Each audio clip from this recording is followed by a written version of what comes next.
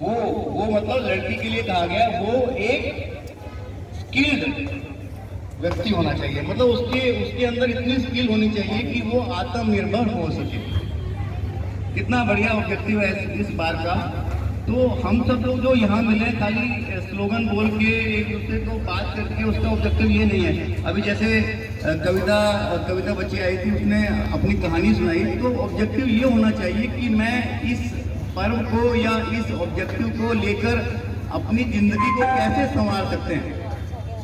हमने आपने सब में देखा हुआ कि ये जो बालिका दिवस मना रहे हैं, इसके दो ऑब्जेक्टिव हैं, जो दो मेन ऑब्जेक्टिव हैं।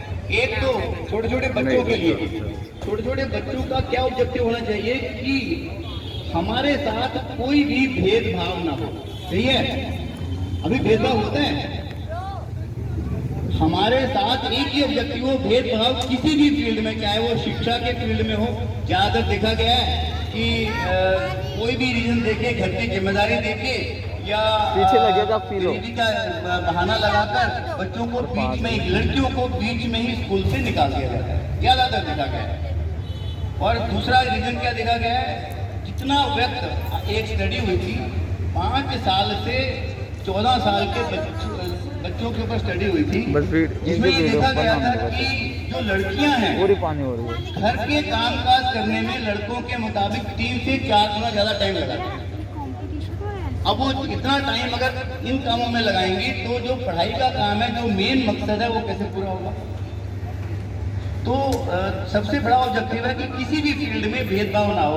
अब आप नौकरी करने जाओ, नौकरी करने में क्या करते हैं, अच्छा ये महिला है, इसके पैसे कम होने चाहिए, चाहे वो इक्वल कंट्रीब्यूशन करती हो, इक्वल समय लगाती है। वो भी देखा गया है कि उस फील्ड में भी ऐसे ही पोषण में, खाने पीने में, डॉक्टरी जो सुविधा मिलती है उसमें। तो किसी भी फील्ड में पहला ऑब्जेक्टिव क्या होना चाहिए हर के लिए, कि किसी भी फील्ड में कोई भेदभाव ना हो। किसी भी फील्ड में लड़कों को जो अधिकार मिले हुए हैं वही अधिकार लड़कियों को भी मिलने चाहिए, इक्वल मिले, चारों तरफ ले, पैनल को फोकस। दूसरा ऑब्जेक्टिव होना चाहिए कि उनको फोकस और हमें एक बच्चे का चेहरा लिखा, आत्मनिर्भर बनना है। आत्मनिर्भर कैसे बनना है, ये पढ़ाई के साथ साथ हर बच्चे को पढ़ाई के साथ साथ कुछ ना कुछ ऐसी हुनर होना चाहिए जिस हुनर के बूते पर वो अपने आप को आत्मनिर्भर बना सके। जैसे कंप्यूटर का काम सीख लिया, ब्यूटिशियन का कोर्स कर लिया, पार्लर का कोर्स कर लिया, आप इस तरह के बहुत से काम है, कुकिंग का कोर्स कर लिया। ऐसे बहुत से काम है जो आप करके अपने आप को आत्मनिर्भर बना सकते हो। और तीसरा ऑब्जेक्टिव क्या होना चाहिए, पोस्टर खोल लो, पोस्टर खोल लो। एक ऐसा वातावरण मिले, हर बच्चे को एक सम्मान का वातावरण मिले। सम्मान का वातावरण का मतलब ये हुआ कि ऐसा वातावरण मिले जिसमें बच्चे को जैसा जितना सम्मान उसके हिसाब से मिलना चाहिए वो सम्मान मिले। और आपने देखा होगा कि अगर बच्चे को ये जो आजकल एक एजुकेशन और भी जाती है ना, सेल्फ डिफेंस, वो हर एक के पास में जब तक वो सेल्फ डिफेंस की ट्रेनिंग नहीं होगी तो ये उम्मीद करना बहुत मुश्किल होगा। तो हर एक को क्या करना है, और ऊपर कर लो ना, डिफेंस की भी अपने आप में एक तैयारी करके रखनी है कि हर एक को सेल्फ डिफेंस आना चाहिए। फोटो खिंचवा लीजिए।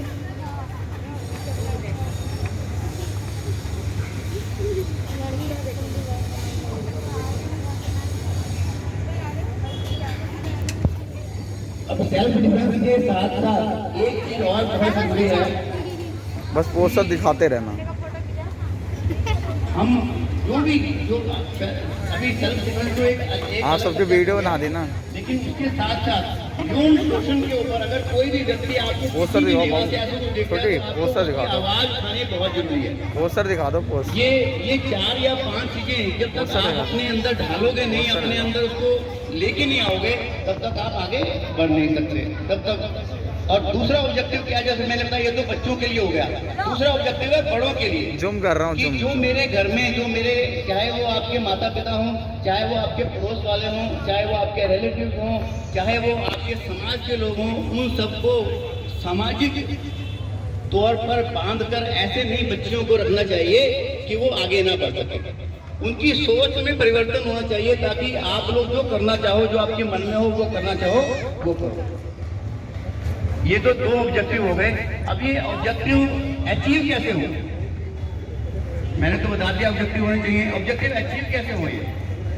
सबसे पहले कॉन्फिडेंस लेवल होना चाहिए बच्चों में। हर बच्चे के अंदर मैं ये कर सकता हूँ। आपने नाम सुना कल्पना नहीं चावला? बोला। कल्पना चावला हरियाणा के एक छोटे से गांव से बहुत गरीब बच्ची थी और बचपन से उसने सपना देखा हुआ था कि मुझे तारों का बहुत शौक था उसको। अब कहाँ पहुंच गई वो देखो। भगवान के पास। एक लड़की का नाम है गीता गोपीनाथ। नाम सुना है गीता गोपीनाथ का? वर्ल्ड का बहुत बड़ी फाइनेंस की ऑर्गेनाइजेशन है IMF, इंटरनेशनल मॉनेटरी फंड, उसकी चेयरमैन है। इंडिया की एक छोटी सी बच्ची, आप देखो। मिंटू अग्रवाल का नाम सुना है? अभी 3-4 दिन पहले एक वो इंडिया का एयरफोर्स दिवस था जिसमें अवार्ड दिए गए। अभी बालाकोट में जो पाकिस्तान के साथ लड़ाई हुई थी उसमें उस महिला के हाथ में क्या था? राडार सिस्टम था। मतलब कौन सा हवाई जहाज कहां से आ रहा है, कैसे आ रहा है, तो उसमें उसने पूरी हेल्प करी। उसकी वजह से वो एक हवाई जहाज को, जब आपने पेपर में बहुत पढ़ा होगा, उसका नाम आया उसमें। तो ये सब इंस्पिरेशन कैसे मिलती है? हर कोई व्यक्ति को ये सब चीजें देख के एक ऐसा इंस्पायर होना चाहिए अपने आप को कि वो उस ऑब्जेक्टिव को पार करने के लिए तैयार हो गए। मैं अपनी कहानी सुनाता हूँ आपको। मैं हमारे बाबूजी गवर्नमेंट सर्विस में थे। ये बात हो गई, कोई काफ़ी पुरानी बात है। मैं 5वीं-6वीं क्लास में पढ़ता था। तो शेखर जी मेरे छोटे भाई हैं, तो ये हर क्लास में फर्स्ट आता था। मतलब जैसे होता ना कि वो असेंबली लगती है मॉर्निंग में, असेंबली में जो भी फर्स्ट आता है उसको आगे बुला के माला करते थे, ऐसे किया करते थे। और जब भी घर में कोई आता सब इसको पूछते थे। अब मेरे मन में वो बात चलती, यार तू तो कुछ करता ही नहीं है, तू तो कुछ करता ही नहीं है। तो उसके बाद से आप ये देख लिए 7वीं क्लास से लेके एंड तक, मैं चार्टर्ड अकाउंटेंट हूँ, एंड तक मैं अपनी क्लास में जिस भी फील्ड में मैं गया मैं नंबर 1 रहा। तो ये मन में सोचने की बात है। आपने कोई भी बात जब मन में ठान ली ना तो वो पक्की हो जाती है। और महिलाओं में बहुत शक्ति है। एक बार एक छोटी सी बच्ची ने अपने पापा से पूछा, पापा ये घर के आंगन में एक छोटा सा पेड़ लगा हुआ है, इसको उठा के पीछे लगा देते हैं। तो पापा ने कहा ऐसे कैसे हो सकता है, ये 5-6 साल पुराना वृक्ष हो गया, इसको तोड़ेंगे, इसको उठा के लेके जाएंगे तो टूट जाएगा। तो उस बच्ची ने क्या कहा, आपके आंगन में एक और पेड़ है 22-23 साल का, आपके आंगन में एक और पेड़ है 22-23 साल का, अभी आप उसको दूसरे के घर में भेज दोगे तो वो वहां पर क्या सेट हो जाएगा? उसके पापा ने क्या जवाब दिया, महिलाओं में एक ऐसी शक्ति होती है और किसी में नहीं है, वो वृक्ष में भी नहीं है, प्रकृति की किसी भी चीज में नहीं है, जहां भी भेजो वहां जाके वो सेट है। बाकियों का भी ध्यान रखना, अपना भी ध्यान रखना, बाकियों का भी ध्यान रखना। तो ये सब चीजें ध्यान में रखते हुए अपने आप को बहुत अच्छा बनाओ, अपने सोच को ऊपर करो। और इसमें सबसे बड़ा काम क्या आने वाला है, आत्मविश्वास को बढ़ाने वाला, योग से जुड़ो। किसी भी तरह से किसी भी समय योग का जब तक आप अभ्यास नहीं करोगे, आपके अंदर वो कॉन्फिडेंस बहुत जल्दी आएगा अगर आप योग का अभ्यास करोगे।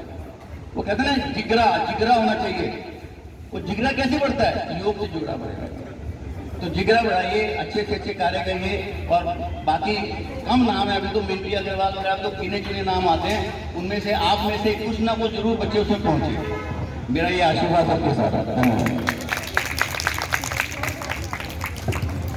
एक बार जोर से तालियां राजेंद्र गुप्ता जी के लिए, इतनी अच्छी बातें बताई उन्होंने। आज बालिका दिवस है, आज ही नहीं बालिका दिवस, हमेशा ही बालिका दिवस है।